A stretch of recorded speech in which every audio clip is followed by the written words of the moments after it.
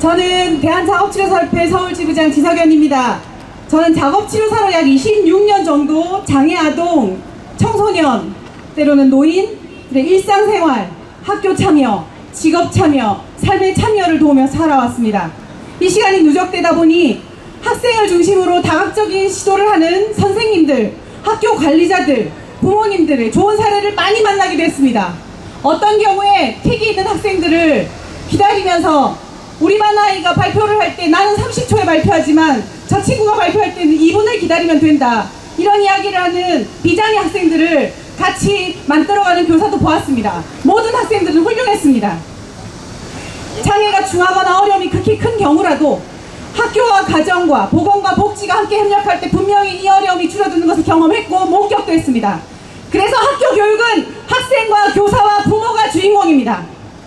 코로나 시기에 학교가 중단되었던 적이 있습니다. 학교를 가지 못했던 시기에 돌봄과 교육이 필요한 아동, 청소년들의 일상은 붕괴됐고 스트레스가 지극히 높아졌습니다. 발달장애 청소년 중에는 활동으로 발산하지 못해 벽지를 뜯거나 소리를 지르거나 자해를 하는 등의 어려운 행동이 더 심해지기도 했습니다. 사람에게 활동이 빈곤하면 수면과 건강의 위협을 받습니다. 활동에 참여하는 것이 사람의 건강을 돕습니다. 그래서 장애가 있건 없건 누구라도 집에서 살 권리가 있고 학교를 다닐 권리가 있습니다. 학교에서 배우는 것은 교육의 권리이기도 하지만 동시에 건강의 권리이기도 합니다.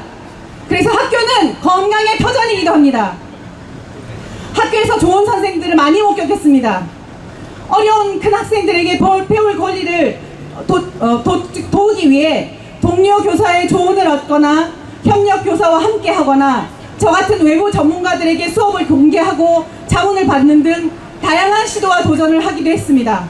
문제는 이런 시도들은 특정한 개인들이 헌신하고 노력하고 때로는 고생을 해야만 이루어진다는 것입니다.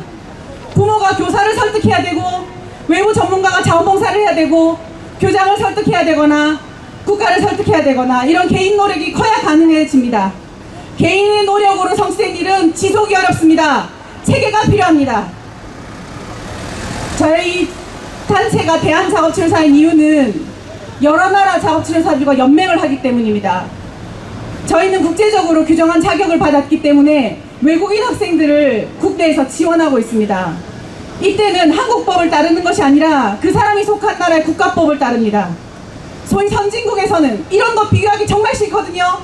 학교에서 도움이 필요한 학생들에게 필요한 지원을 할 때 필요한 인력, 필요한 자원을 동원하는 체계가 있어서 체계 안에서 절차를 따르는 노력만 하면 됩니다. 교장 선생님을 설득할 필요가 없고 학생을 지원하기 위해 한 팀이 되는 노력을 굳이 일부러 할 필요가 없었습니다. 없는 지원을 만들어내는 부차적인 노력을 할 필요도 없었습니다. 모든 아이들이 차별받지 않고 건강한 배움과 건강함을 지키기 위해서 동원되는 체계를 만들어야 됩니다.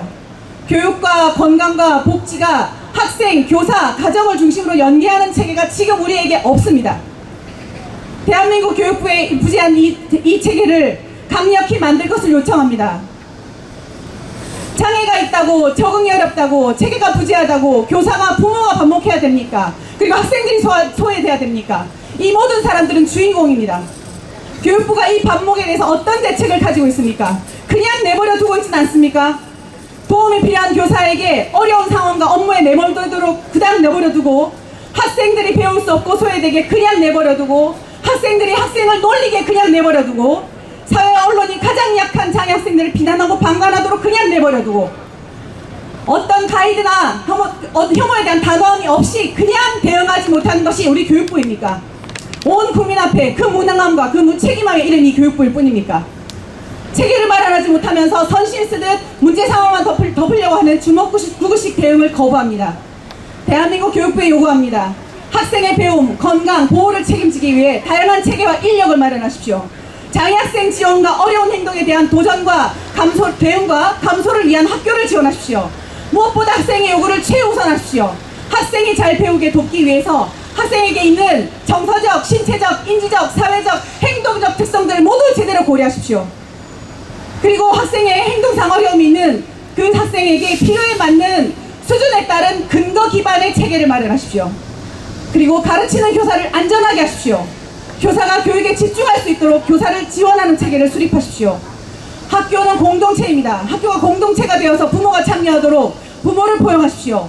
포용하되 우리 모두 존중의 원칙이 지켜지도록 교육부가 가이드라인을 만드십시오. 교육부가 나서서 학생과 교사와 부모 사이를 연결하고 갈등과 어려움이 있는 바로 그 자리에 직접 나서십시오. 비겁하게 뒤로 숨고 주먹 끄고 대응하지 마십시오. 배우는 학생, 가르치는 교사, 함께하는 부모 사이에 교육부가 당당하게 자리하기를 바랍니다. 이상입니다.